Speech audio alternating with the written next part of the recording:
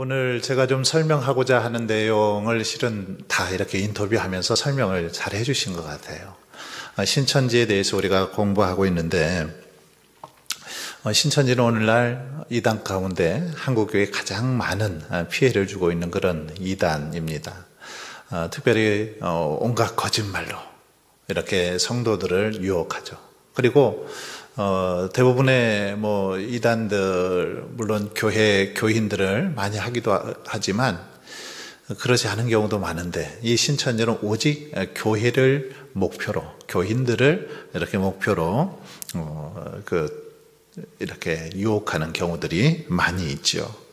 거짓말을 하면서도 아무런 죄책감도 갖지 않습니다. 정통 교회에 아주 이렇게 거짓된 어떤 위장된 모습을 가지고 침투해서 교회를 무너뜨리려는 그런 이단, 신천지입니다.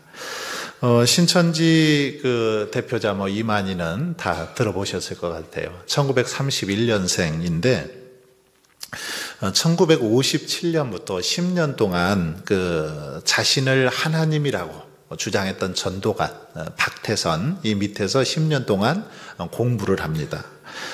그리고 이후 1967년에 자신을 어린 종이라고 주장했던 유재열이라고 있는데, 이 유재열이라는 그 증거 장막 성전에서 또 거기서 이렇게 공부를 하죠. 배웁니다.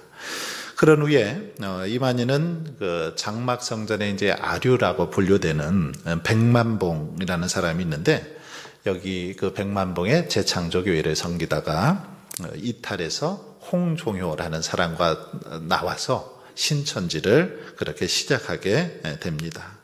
1980년에 그 안양에서 신천지 교회를 시작하게 되죠.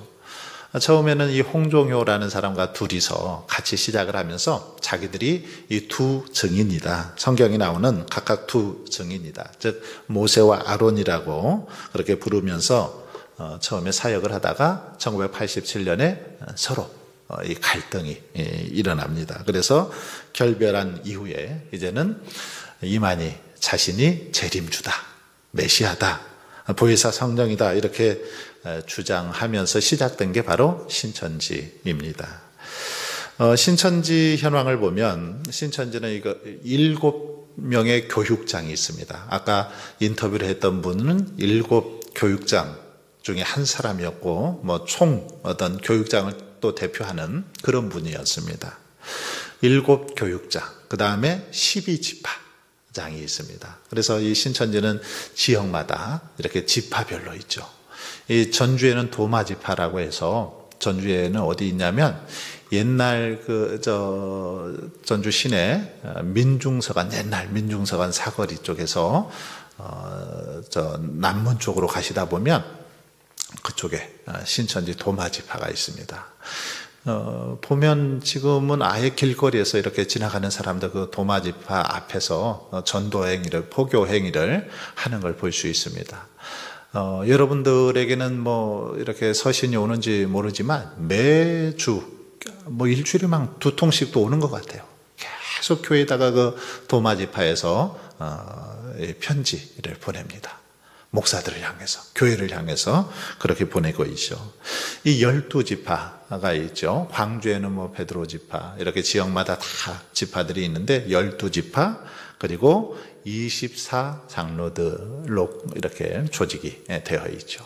그래서 각 지파마다 원래는 12,000명씩 조직을 하면 총 몇 명이 됩니까? 14만 4천이 되거든요. 이걸 이제 처음에 이렇게 구상하면서 이런 조직을 만들었습니다. 신천지 교세는 지금은 14만 4천이 넘었습니다.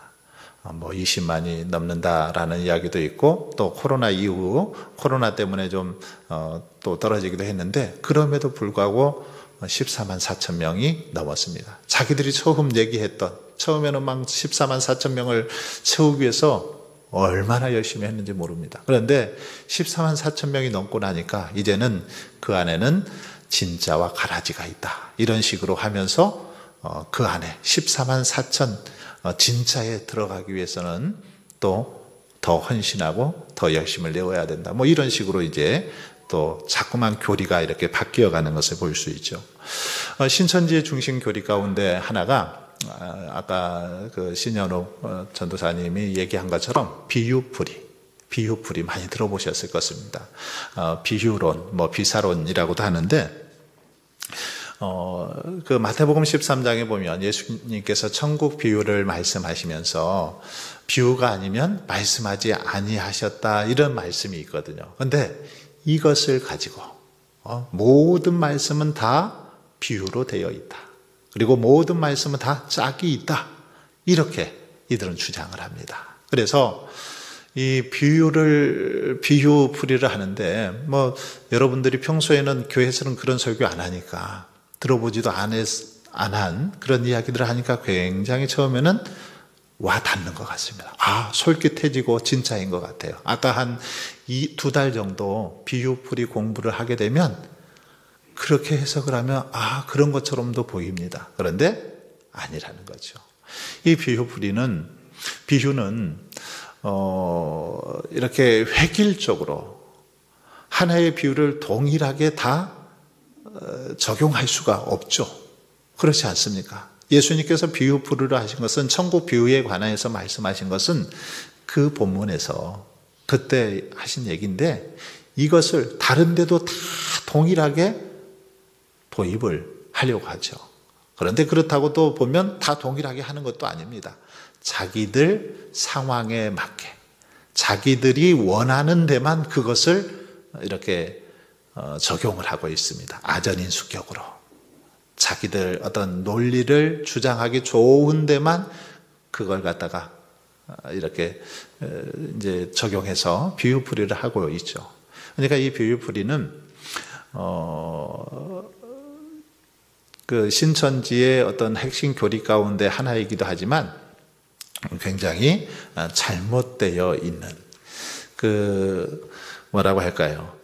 이 비유풀이는 이렇게 획일적으로 하나님의 말씀을 갖다 도입해서 어떤 공식적으로 나오는 그런 어떤 말씀이 아닙니다. 성경 말씀은 시대 상황이나 또 당시 어떤 이런 그 사회 분위기나 여러 그 상황들을 고려해서 성경 말씀을 이해하고 풀어야 되는데, 그냥 어떤 꿰어 맞추기 식으로 공식에 대입해서 그냥 풀어나가는 식으로 이렇게 하다 보니까 나중에는 전혀 엉뚱한 방향으로 그렇게 성경이 해석되고 있는 것을 볼 수 있습니다. 역사적이고 사회적이고 어떤 문화적인 그런 상황들을 전혀 배제시켜버리고 성경을 그렇게 짜맞추기식으로 해석하고 있다라는 거죠. 이게 어떤 비유풀이가 그들의 교리 가운데 중요한데 큰 오류를 가지고 있다라는 거고요. 두 번째는 그들은 실상교리라고 해서 성경에 나와 있는 그런 사건들이 실상을 통해서 증거됐다, 나타났다라는 것입니다. 한마디로 핵심은 뭐냐면, 이만희 자기 자신을 통해서 성경의 모든 실상, 계시록의 실상이 드러났다, 그렇게 주장을 하고 있습니다. 신천지의 창립부터 일어난 모든 것 다 이만희와 관련된, 요한계시록이 이만희와 관련되어서 다 기록이 되고 이제 그것이 다 이루어지게 되었다라고 주장하고 있는 것을 볼 수 있습니다. 그래서 신천지에서 이렇게 배도, 멸망, 구원, 이걸 배멸구 이렇게 하는데, 이 신천지인들이 자주 쓰는 말이죠. 이만희가 이렇게 배도, 멸망, 구원의 과정을 통해서 이제 자기가 재림주가 되었다, 메시아가 되었다, 이것을 강조하고 있는 것을 볼 수 있습니다. 그리고 아까 이렇게 이야기한 것 가운데 하나가 육체 영생 교리, 육체 영생 교리를 신천지에서는 주장합니다. 쉽게 말하면 그들은 죽지 않는다는 겁니다. 이만희 죽지 않는데요. 지금 31년생이니까 92인가요? 안 죽는데요. 아까도 얘기하잖아요.